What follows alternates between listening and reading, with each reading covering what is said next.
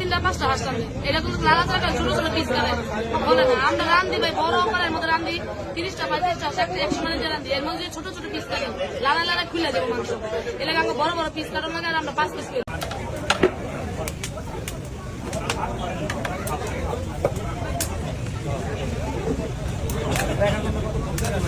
সবাই তো ভাই কি করবো